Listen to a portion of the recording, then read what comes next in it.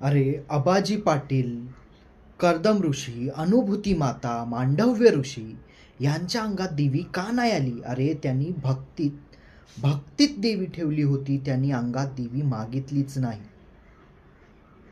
परमशक्ती अंगात येणे शक्यच नाही. कलियुगात तुम्ही अंगात देवी आहे म्हणून नाचत आहात, मग ती देवी समोर तुमच्या कशी येणार?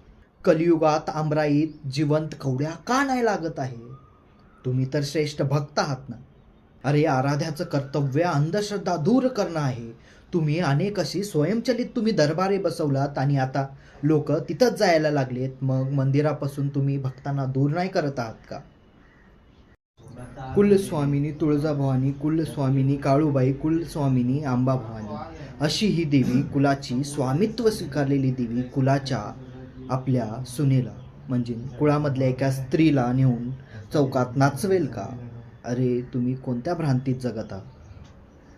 हाच कलियुग आहे जाना. तुम्हीच तिच्या भक्तीत राहून जर लोभ करत असाल, असे घोटाळे करत असाल, तर जनसामान्य तुमच्याकडून काय अपेक्षा कराल? बोला जय जय काली. नमो काळेश्वर.